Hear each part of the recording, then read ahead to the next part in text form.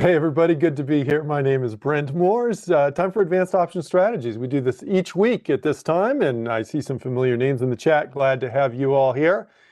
And if you're watching on a recording, we're glad you're here as well. I'm joined by Mr. Cameron May, who's helping me out today. I appreciate Cam.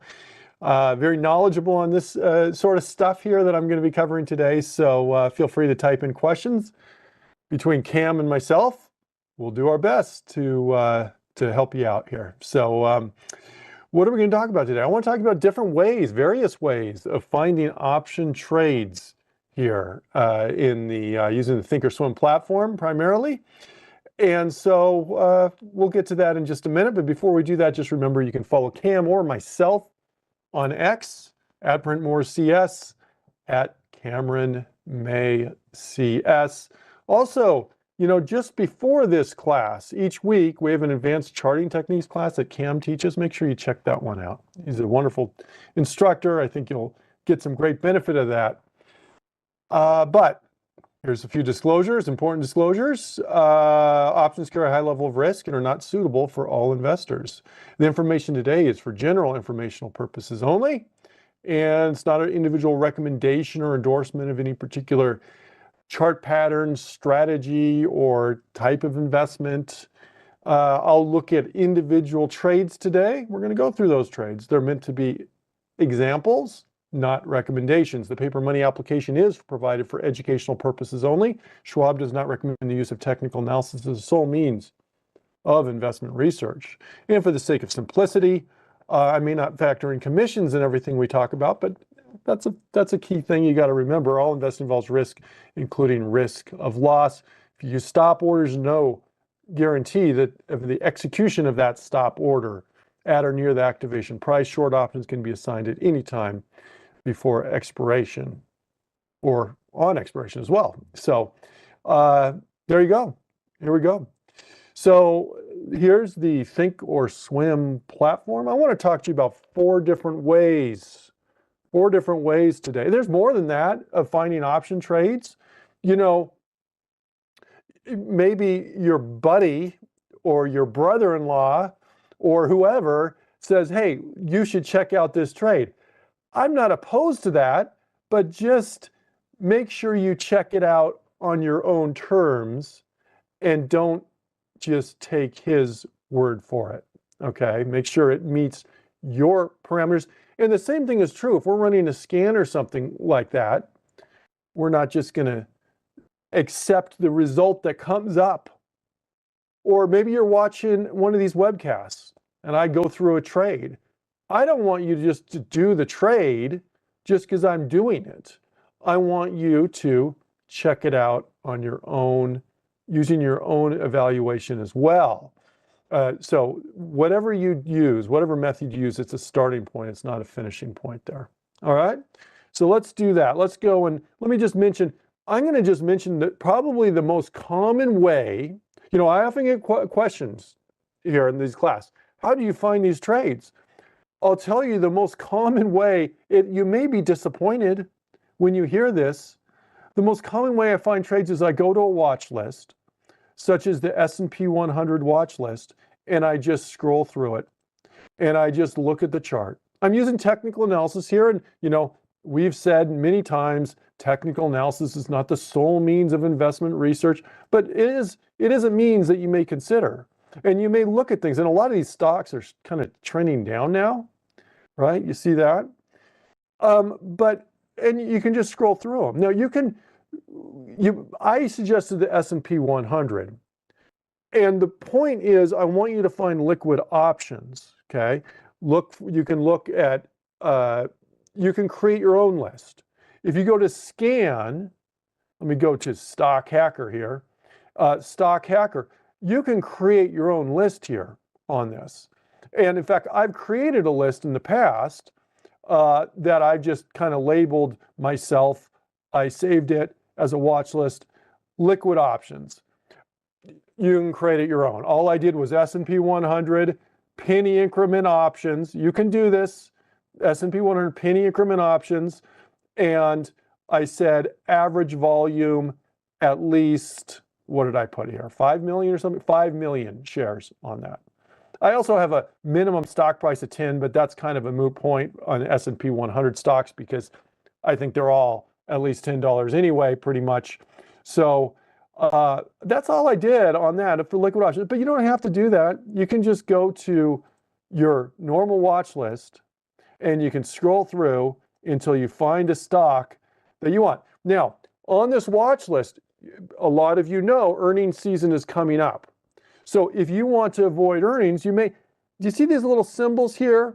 Do you see the little red phone and blue light bulb? That means the earnings is coming up on these. So a lot of these, it's going to be it's a consideration. Earnings on 2/6, you see that?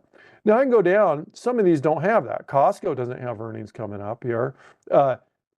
In the near, I mean, it will eventually. We just had earnings in mid-December though. Salesforce, CRM, same deal. We've got earnings. Well, if you want to see when earnings is coming up, you can always go to Analyze, go to Earnings and see February 26th. So if I'm going to choose a trade, I'm likely to go before February 26th. So let's do that. Let's create a trade here. And what I'm going to do is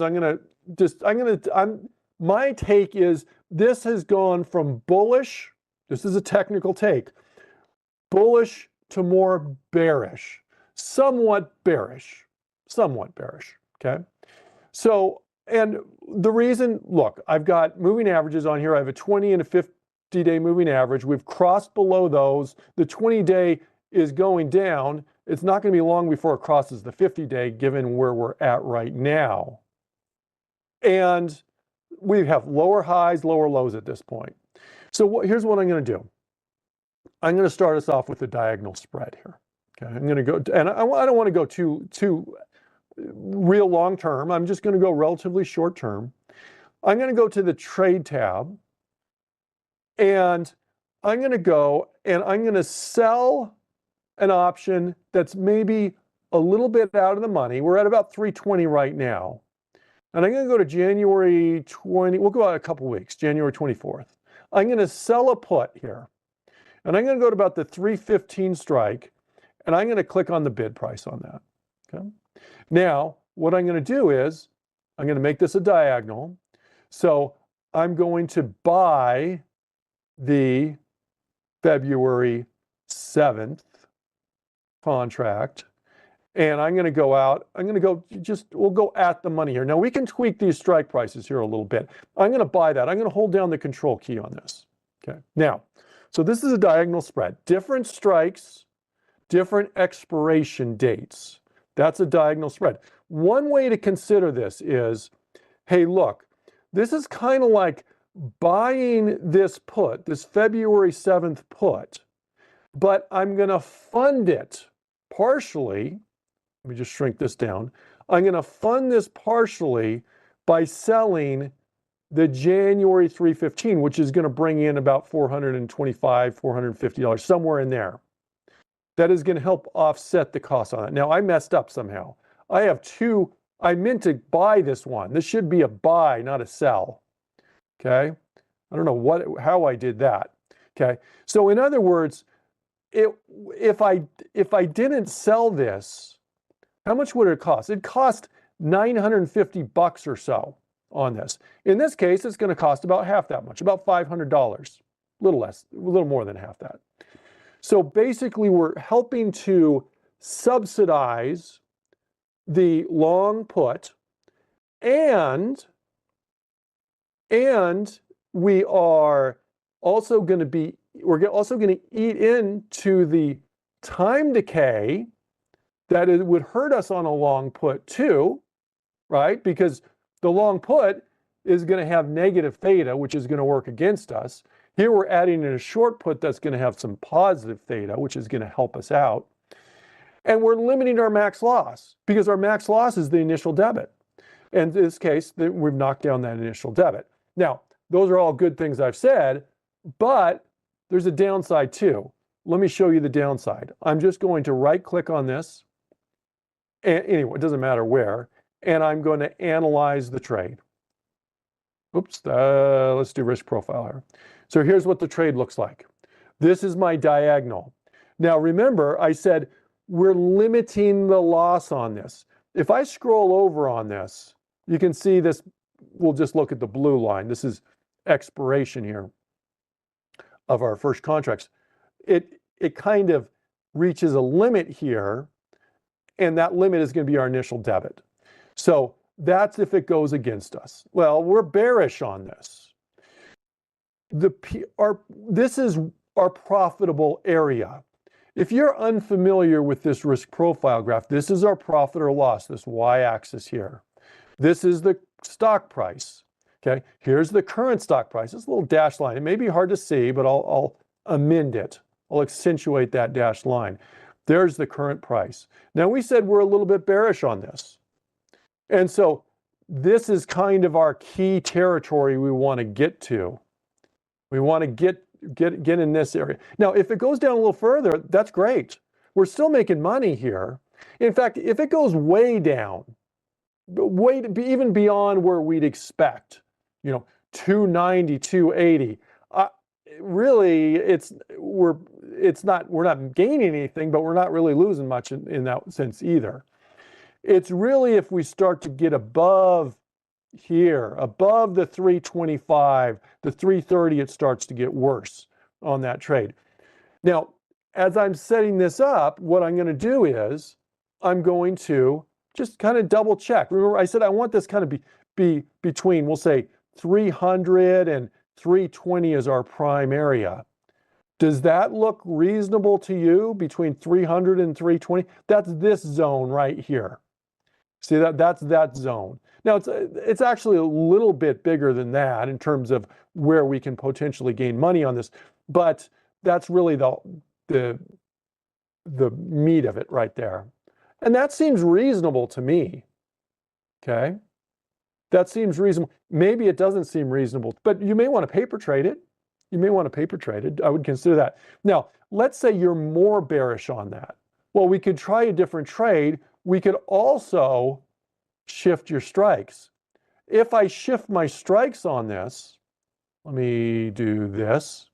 If I shift my strikes on this, let me just unlock that, and go, instead of the 320, I do something, I could do a 325. Well, that's going to shift it a little bit. Notice what that did. If I switch to that 325, it doesn't matter how low it goes, I'm still making profits down here. Okay? This is still a profitable situation. We're about, what, $250 or something there. But notice what happened to my debit there.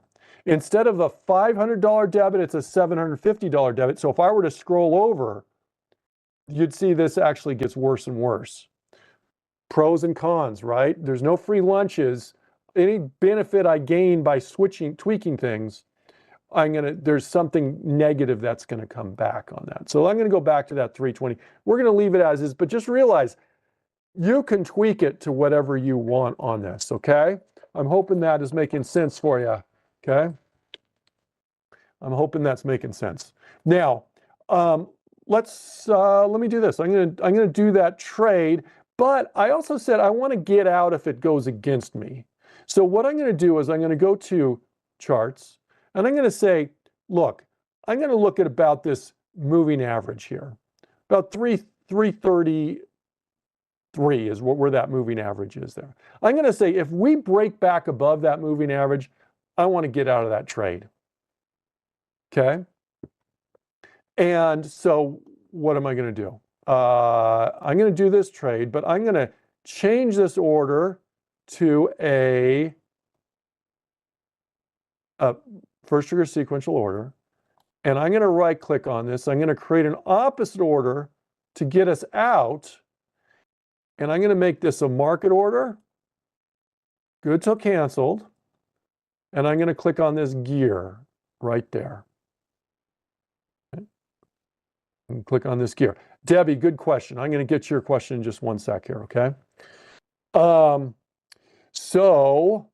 And what I'm going to say, if this stock, CRM, marks greater than or equal to 333, we're going to get out. Now, will we be making money still? No, we'll be losing money at that point, but we're going to try and prevent the max loss situation there on that, okay? So that's that. And let me come here. Make sure you read your little red notes there and whatnot on this. And we'll just send that order. Okay, I'm going to send that diagonal order in, okay, when we filled on this. Now, Debbie said, what about different expiration dates? Okay, so let's think about these expiration dates that we have right here. I did January 24th and February 7th. If I expand these farther away from each other, there's going to be more time value difference between those two. It's going to be a more expensive trade if I do that. Okay, that's fine. And so basically, I'm upping my risk on the trade if I keeping the strikes the same. If I were, instead of do February 7th, if I were go to February 21st or something like that, it's going to up the risk on the trade. That's not all bad. That's if it goes against me, but I can potentially gain some more as well if things go my way. So you just got to kind of play with it.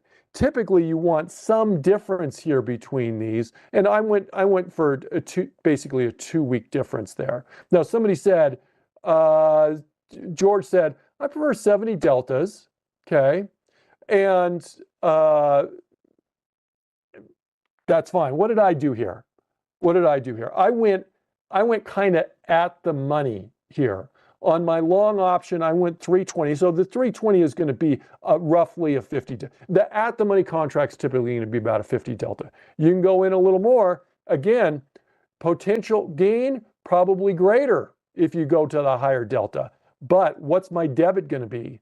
Instead of the ask price of 945, if I went to that 70 delta, then that's significantly more. So there's pros and cons, and I don't know which is the best one you want to do there. Let's look at another way to potentially do a trade here. The first way I said, just to repeat, was to just pick a watch list and do it. Okay, just do it. All right. Now, David said, do you plan on rolling this? You can always roll this. The thing is, that's one benefit of going out longer on this. And this is a good question. So I did January, I think I just did January 24th and February 7th. Okay. So when this one gets to expiration, what I can do is I can buy it back. I can look to buy it back. And I can then look to sell some intermediate time frame. I could say sell the January 31st. Okay. If I do that, if I buy this one back, I'm out of that one, and then I'm left with a diagonal, January 31st, February 7th, diagonal still. So that's what we'd call rolling it, okay? So yes, in fact, I now teach, I've kind of inherited from Mr. Cameron, a class called Managing an Option Portfolio, and we'll look to do that in that class. We're going to look to some of those money management type things in that class. So I do invite you to that class. That's at noon Eastern time on Wednesdays, Managing an Options Portfolio. That's one benefit if I decide to take that long strike longer longer dated instead of February. Let's say I went to February 21st or something like that. I have more roll potential there on those. And if you're rolling, usually a couple weeks at a time is probably a good way to roll that. So good question there, David. The answer is yes, I'm certainly open to that. We'll look at that. We'll evaluate that at the time if things are good. Okay, so in addition to just using a watch list, you may run a scan. Create a scan here. I did that liquid option scan here, but you can also do another scan. You've probably in our various webcasts, you've been introduced to various scans. One that I have done in the past, let me just show you. I'm going to share with you one I've done in the past. I'm going to go to my personal watch list, and I have one that is called a bull flag 1 scan. Okay, let's just look at this scan. I'm not going to take the time to create it all fresh here with you now, but you can see what it is. And I'll share the scan with you if you like. S&P 100 stocks. Okay, there's that liquid option thing I'm trying to get at. That's why I'm doing S&P 100. Okay, all optional stocks. So I'm just doing S&P 100 stocks. And let me just shrink this down so you can see this a little bit better. Last price, again, I put 10, probably doesn't matter since I have S&P 100 stocks. I say the 50-day moving average is a million. So again, we're trying to get to the more liquid type stocks. But here's the key on this scan. Okay, this is what I have on this scan. I have it looking for, I have it looking for stocks that are above their 50-day moving average. Okay, stocks that have been generally uptrending. On a bull flag, this is a bullish trade. We want stocks that are generally trending up, above their 50-day moving average. I have a stock that's greater than its 20-day exponential moving average. That's a shorter moving average. So this is more intermediate term. This is kind of shorter-ish term. And then I have it below its 5-day exponential moving average. In other words, what I'm looking for here is a stock that's been going up, but it's just pulled back a little bit. And that's where we often look for a flag, like a flag type bounce. So it doesn't need to be exactly that right now, but I just want to share with you, that's what I'm trying to do. If you want to recreate that scan, you can just use those same parameters. I'm going to share that scan query with you. Now just realize these are not recommendations, and scans are not guaranteed for accuracy or timing there. So I'm just going to put that in the chat for those of you who are watching live. But if you aren't watching live and you want to just recreate that scan, you can just do that. Those are the parameters right there. You can do a screenshot of that if you wanted. But let's do this. Let's go and let's run the scan. Actually, I think I already did. I think I did scan. And here we go. There's our results. And we've got some. And again, if you are concerned about earnings, you don't have to be. You can do these trades before earnings. There's likely going to be more volatility once earnings comes out, but that's kind of priced in with the implied volatilities on these stocks. I'm going to go to one that doesn't have earnings. So Google, or Alphabet, I guess I should say. And when is earnings on Alphabet? February 4th. So let's see if we can do a trade before February 4th on this guy. Okay, so here's Alphabet. Generally, I want this bullish trade. Well, we kind of got this flagging pattern, don't we? Okay, here's kind of a flag. There's the pullback and potential bounce there. Okay, so what I'm going to do is I'm just going to do a simple trade here. I'm just going to do a short put vertical. I'm going to assume that we have kind of this bullish, maybe a support level here on that, maybe a support level kind of in this area as well. The general trend has been going up on this, so I'm using technical analysis. And let's just find, we'll just do a short put vertical, how about? So here's Alphabet. I'm going to go out. Let me go out. I'm going to go a little shorter term on this.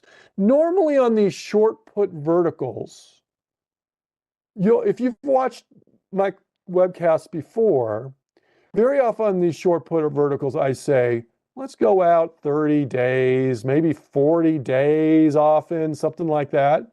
I'm going to go a little shorter term because number one, I want to avoid that earnings. And I just want to show you that you can go as short as you want on these. But let me do this. I'm going to go to January 24th. Okay. I'm going to go to January 24th. And I'm going to go and I'm going to look at my delta. And I'll do about a 34. So I'm going to go to this 190 here. I'm going to look to sell this. I'm going to click on that bid price. And then I'll go to the 185. I'm going to do a control click on that ask price. There we go. Let's kind of work out. Let's work out our reward to risk ratio on that. Let me confirm and send. Let's get my calculator out. 127 max profit divided by 373 max loss. That's about a 34% return on risk on that. 34% return on risk. My delta on my short strike was right around 34. So that's pretty typical. Often I'll say, hey, look, I want that my return on risk to be at least what my delta is, I guess, in terms of numbers. Okay. So there, that kind of fits the bill. It's not a really unusual trade. It's just pretty run-of-the-mill short put vertical. But I'm going to put that in. I'm going to confirm and send, and I'll put that in my short verticals trade area. We've got that. Let me just double check questions.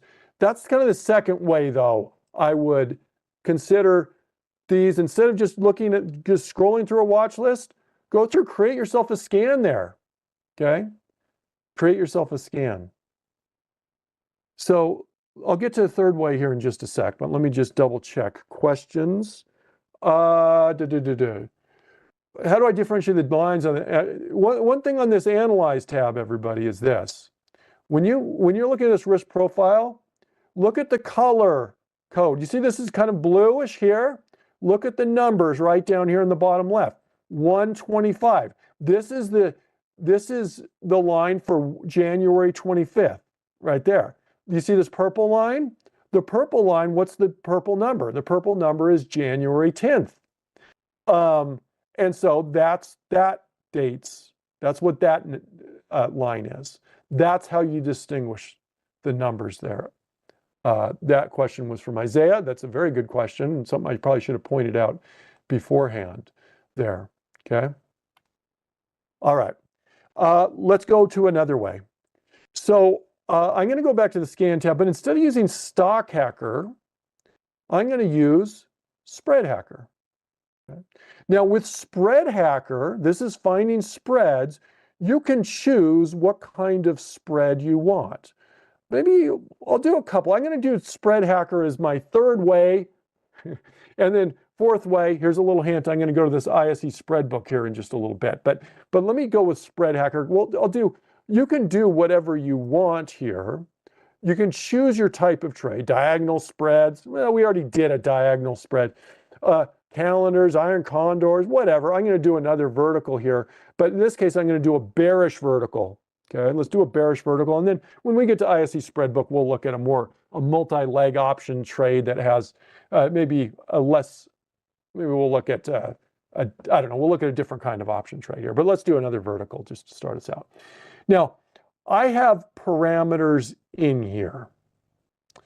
And when you're creating this, how do you add parameters? You just click on Add Spread Filter, and it adds a filter, and you can add them. But as we go through these, just realize I changed this to vertical. Now, it doesn't specify call vertical, put vertical, but you have a column here for calls or puts, and you can sort by those and see what you want. In this case, I'm looking for a short vertical, and so I'm looking for a call vertical if I want to be bearish, short call vertical. I'm also doing spreads in the S&P 100. Again, we're back to more of those liquid stocks. Underlying price, I'm saying at least $20 on the stock, okay? Can you do spreads on lower price options on lower price stocks on $10 stocks? You can. It becomes a little bit more problematic because it's just, the spread width. Let's say you have a $1 spread width, which is nothing on a bigger stock.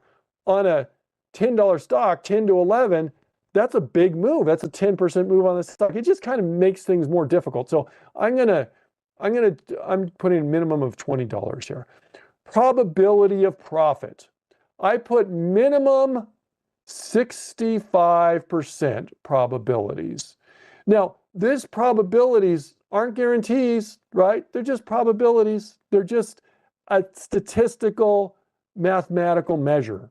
I have no idea we don't know what's going to happen in the market, but I'm going to put 65%. That puts us, when you start talking about like one standard deviation, that's about 68%. We're kind of in that ballpark. Probability of profit 65%. Now, that's probably pretty straightforward. But then you look at this, put a little triangle around it.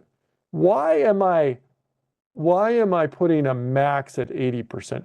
The reason if I don't, sometimes you get kind of these outlandish results that say like 100% probability of profit.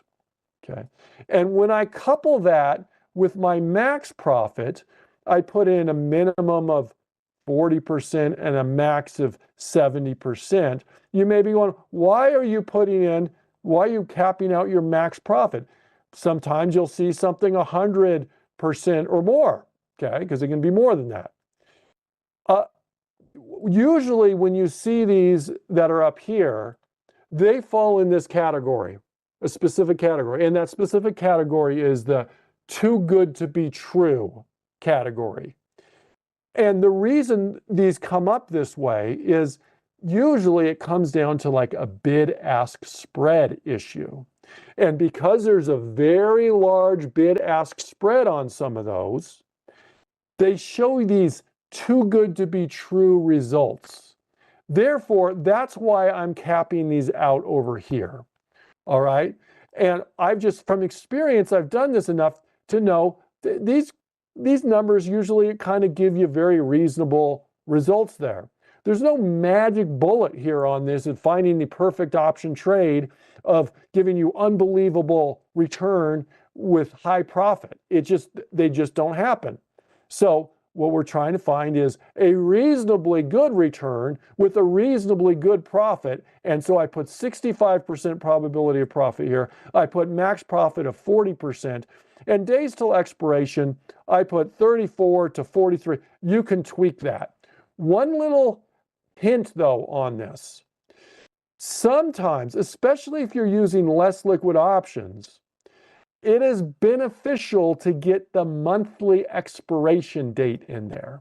In other words, if I look at my trade tab here and I look at my expiration dates, I want to have that 42 days in there. Notice the others are weekly options. 35 days is a weekly expiration. 28 days is a weekly expiration. Because these are typically more liquid contracts, 42 days.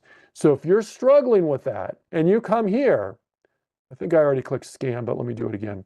Okay. And you come here, what you can do is you can look and what was the date? I forgot what the date was. Well, the 21st. Okay, of course, 21st. So you may kind of favor these that say the 21st here and see what you got. Now, this is only one part of the equation. This is giving me results, but I don't know if these are anything I want. Like here's Home Depot, okay? There's an example there for Home Depot. Scroll on down, there's other. I'm looking for calls. There's Nike, right? Here's Nike, February 14th. I can check these out and see what we got. I've got a 77.74 call. Well, let's see what we got here. Let me pull up Nike. 77.74. Well, that seems reasonable. That means I want the stock to stay below 74. I'll just draw a line right where 74 is, or at least pretty close to where 74 is. Is it a reasonable thought to think that Nike may stay below 74? Yeah, that seems reasonable from a technical standpoint. This seems relatively bearish. We're below our 20 and our 50-day moving average. We've been going down. So let's just take a look. We said 77, 74, 14th, Valentine's Day. Okay, let's go to trade. Nike, Valentine's Day, 77, 74. I'm going to click on the bid price.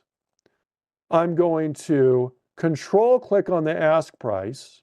Now remember on this, if these bid ask spreads are too wide here, you can always just flip it and try the January or the February 21st. And typically you'll see that they're a little tighter here on this. But in this case, I'm going to go out 35 days on this, and seems reasonable. And we could do the same calculation that we did before, return on risk, 83 divided by 217, my max profit divided by my max loss, I'm not factoring in commissions here, equals about 38% return on risk. What was our delta on that? Hold on one quick sec. Our delta on the 74 was about 38. And it just happened to work out to be the exact same thing. But again, that's the ballpark we're looking for. I'm going to confirm and send, and I'm going to send that order. Okay, let me put that in my short verticals. We got another one in my short. I'm trying to build up that inventory just a little bit here.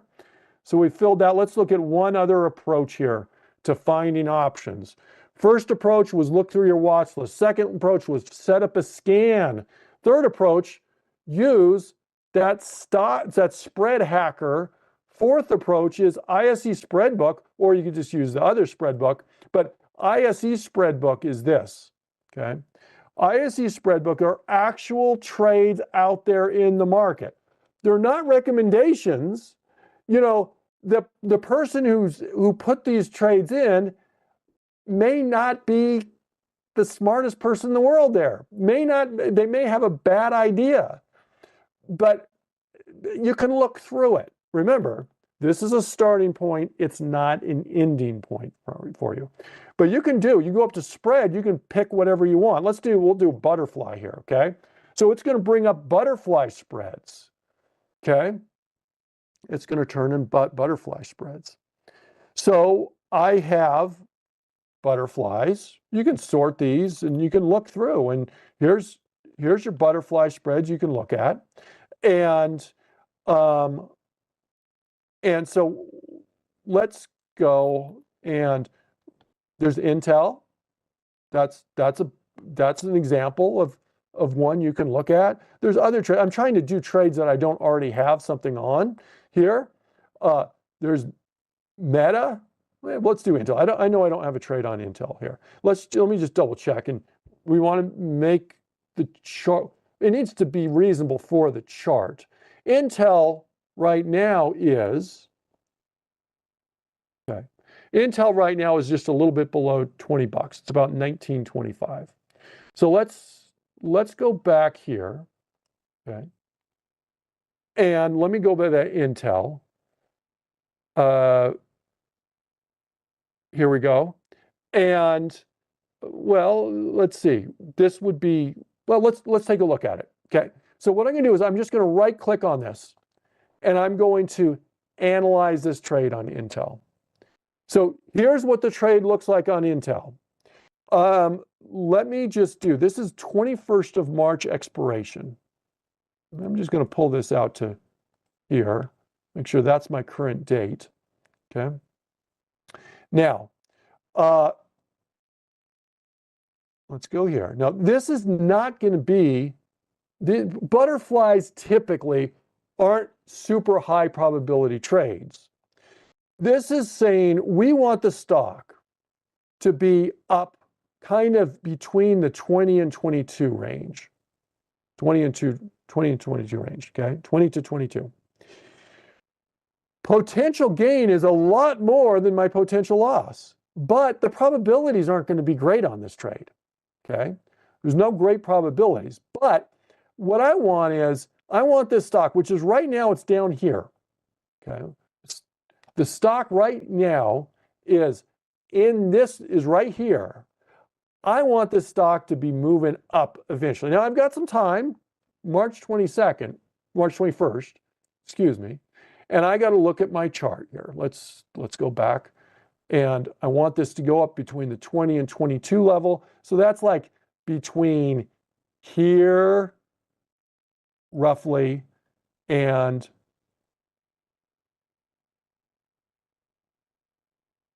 there.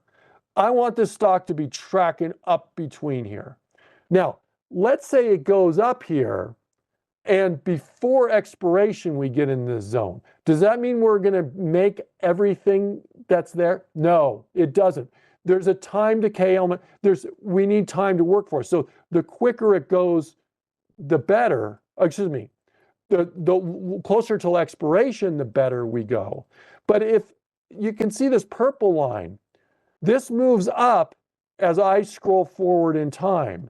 It doesn't look to this kind of triangular teepee type shape until expiration. But our goal here is to create a trade that gives us a more potential reward than our risk here on this, and one that meets our technical analysis parameters on this. Let me just unlock that, make sure it's, when I bring it in, it's going to bring it in just as the trade they had it, but the market may have moved since then. So I just unlocked that to make sure this is still what this trade looks like. That's a butterfly spread, right? Now, also, they did 10 contracts, 20 contracts short. I don't want that many. So you can size this down. Some of these are going to have a lot of contracts on them. See that? I mean, you can find more. Sometimes you see significantly more than this, okay? So let's answer questions, and then we're going to wrap up after we answer questions. Let me just